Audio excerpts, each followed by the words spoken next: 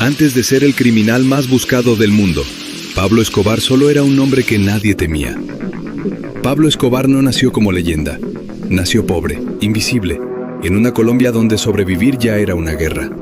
Mientras otros soñaban con escapar, él soñaba con controlar.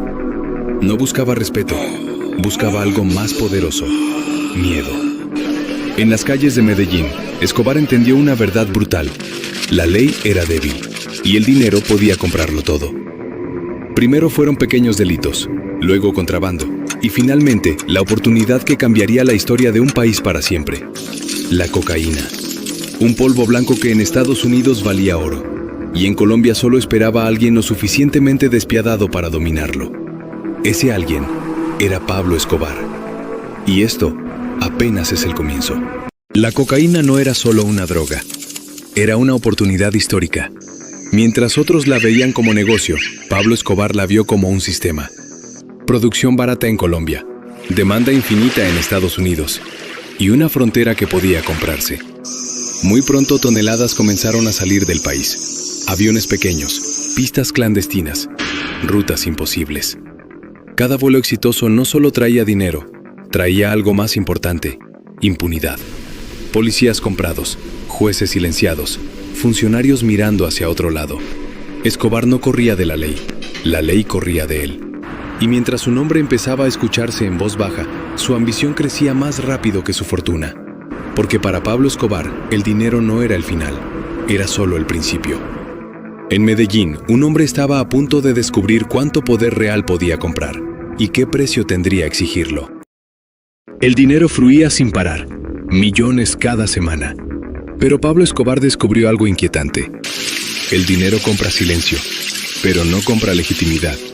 Y sin legitimidad, el poder es frágil. Escobar no quería esconderse para siempre, quería ser intocable. Por eso cambió de estrategia.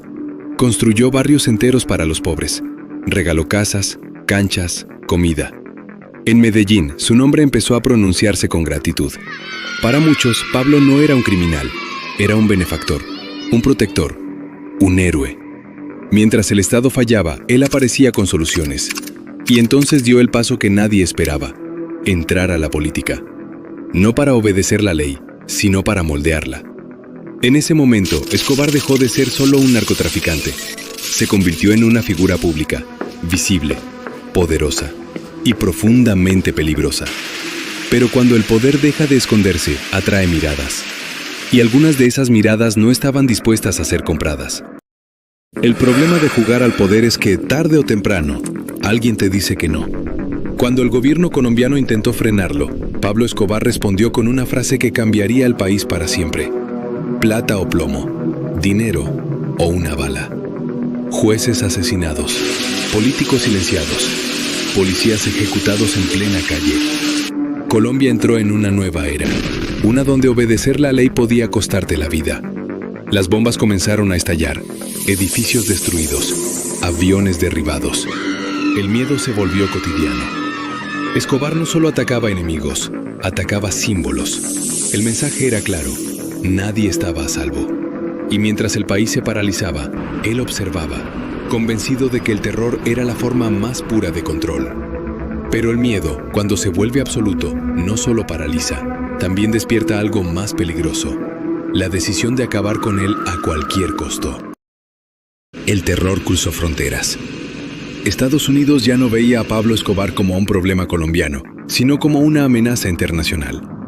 Agencias extranjeras llegaron al país: tecnología, inteligencia, hombres entrenados para cazar. El gobierno colombiano ya no tenía opción. Era Escobar o el colapso total. La persecución comenzó. Teléfonos intervenidos, operativos nocturnos, redadas fallidas. Pero Escobar siempre iba un paso adelante. Se movía como un fantasma. Cambiaba de escondite. Usaba a su propia gente como escudos. Mientras más cerraba el cerco, más salvaje se volvía la respuesta. Secuestros, asesinatos selectivos, más bombas. El mensaje seguía siendo el mismo: si caía él, el país caía con él. Pero ninguna cacería es eterna, y cada imperio, por más violento que sea, comete errores cuando empieza a sentirse acorralado. El problema de gobernar con miedo es que el miedo no es lealtad. Mientras la persecución se intensificaba, el círculo de Pablo Escobar comenzó a romperse. Aliados que huían, contactos que desaparecían, hombres que ya no respondían llamadas. El dinero seguía ahí, pero el poder se estaba evaporando. Escobar ya no confiaba en nadie. Cada rostro era una duda, cada silencio una traición posible. Vivía escondido, cambiando de refugio, rodeado de guardaespaldas que también tenían miedo. Por primera vez Pablo Escobar no controlaba el ritmo, reaccionaba. Y cuando un imperio empieza a reaccionar en lugar de planear, ya está perdiendo. Aislado, cansado, rodeado de enemigos visibles y traidores invisibles. El final ya no era una posibilidad lejana, era una presencia constante. Acorralado, Pablo Escobar empezó a cometer errores que nunca habría tolerado en otros. Llamadas demasiado largas, refugios mal elegidos, personas equivocadas cerca. El hombre que controlaba todo ahora solo intentaba sobrevivir un día más. Su mundo se había reducido a habitaciones vacías, paredes húmedas y el sonido constante de radios encendidos. Ya no planeaba el futuro, solo evitaba el final. Cada llamada que hacía dejaba un rastro.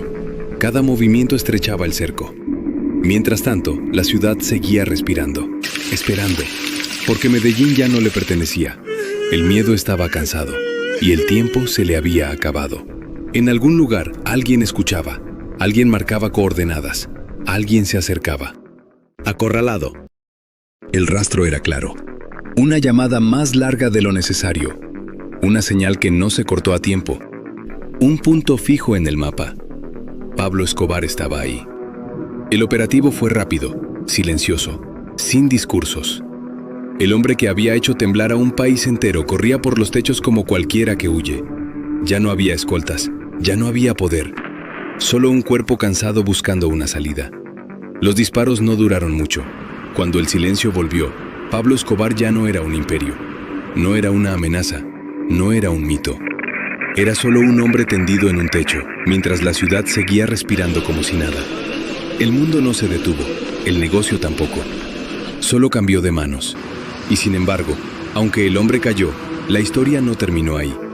Porque algunas figuras no desaparecen cuando mueren, se transforman. La muerte de Pablo Escobar no trajo paz inmediata.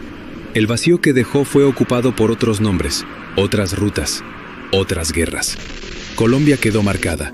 Miles de víctimas, generaciones enteras creciendo con miedo.